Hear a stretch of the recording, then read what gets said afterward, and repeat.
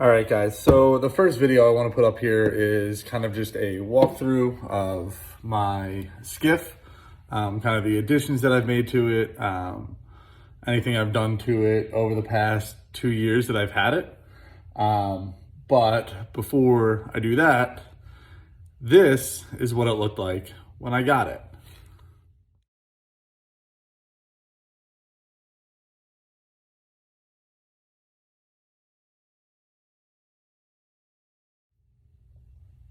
All right, so now that you've seen what it looked like when I got it, we're gonna take a walk through. We're gonna start from the bow, kind of work our way back, and go through what I've done to my 1986 15-foot Hobie Power Skiff. So starting at the bow here, one of the biggest additions I made to it was my Minn Kota Tarova trolling motor. It's an iPilot trolling motor, so it's got GPS lock to it, remote control, all that fun, good stuff. It makes fishing so much easier. So huge addition to the boat there. I added some flip-up cleats to the bow. That way I can get them out of the way when I need to. Prevents any fishing line from tangling on there, anything like that, especially if we're fly fishing off the boat. I've got one on both sides. So those are there. Also added LED navigation lights to the side of the hull. Originally, the nav lights were up where the trolling motor is at, but obviously with adding that in, we had to move them. So they're there now. The ones I have are hardened marine LED lights. I've had them there for about 2 years now, and they are awesome. So super happy with that. Moving along into the front bow hatch. This is where the trolling motor battery is stored. I also store my life vests up here. I apologize for the boat being a little bit dirty. I just got back from a fishing trip. I haven't cleaned it too much yet, but so disregard how dirty it is. Also in here, I have an onboard charger for my trolling motor battery. So we just plug it in, let it go, stays plugged in all the time, and I have power to my trolling motor.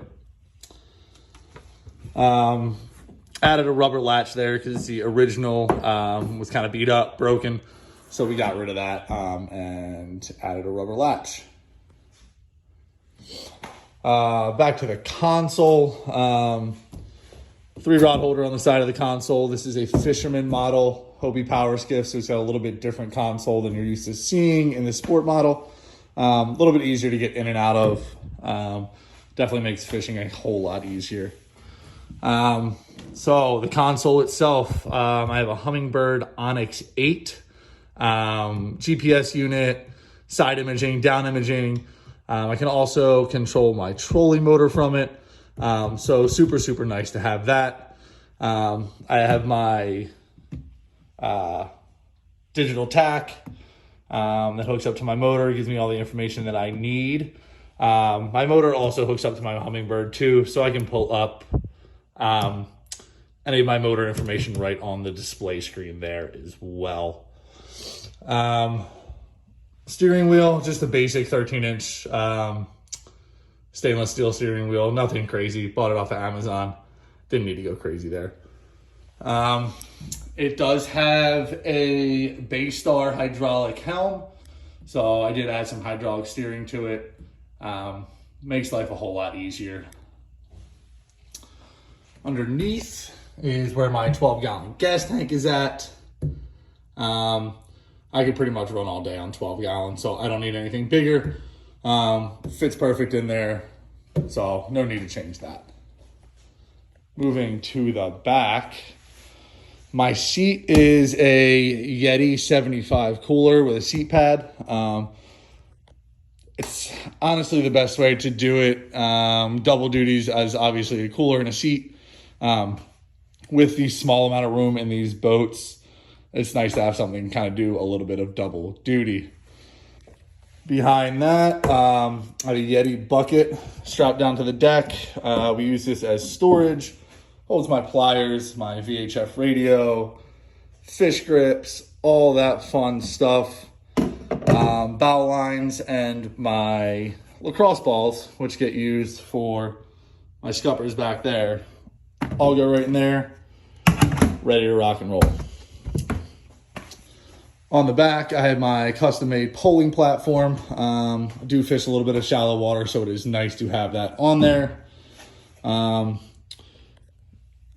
Back here, you'll see the Baystar helm, which is connected to a 2020 50 horsepower Tohatsu 4-stroke. Absolutely love this motor. I went with this motor because it is the lightest 50 horsepower 4-stroke on the market right now. And this boat is all about keeping it light. So I wanted to shave as much weight as possible off there. For anybody who doesn't know anything about the Hobies, they have two giant scuppers in the back. That's what allows them to go in some big water. If you're taking any waves over the bow or anything like that, it sheds water right out for you. Go around to the other side. We've got some rod holders mounted to the poling platform. These are Railblazer rod holders. They pop on and off just like this. So they can come off if I need to. Super convenient. I have my navigation light on the back. Just a magnet light. Does exactly what I need, so it's not on there all the time. Coming around the other side, I have my push pole holders up the side of the boat for when I am shallow water fishing and I need to pull some flats. My push pole goes right in there, out of the way. And then on the side, I've mounted another set of rod holders to run up the gunnel. That way I can keep rods low if I need to. On this side, behind my cooler seat, is my Yeti Go box. This acts as kind of my tackle box, my catch-all box. It does everything for me. So all my tackle trays stay in there, my boat keys stay in here, ruler, it's got some lures, leader material, anything I need for a day of fishing can fit in here.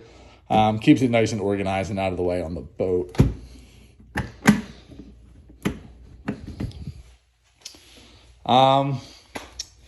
Have a phone mount on my console on this side as well. That way if I need my phone out, I can just put it on there. And that's pretty much the boat. She is sitting on a 2020 load right trailer. Just put it on this trailer. Fits really well. So super happy with the trailer. I typically make 2 or 3 hour trailer trips with it, so having a good trailer is awesome. So that was the walkthrough of my 1986 Hobie Power Skiff. Great little boat. I plan on doing a lot more videos in it, uploading it a bunch to here, some fishing videos, some boating videos, any more additions that I make to it, some customization videos. So stay tuned for those.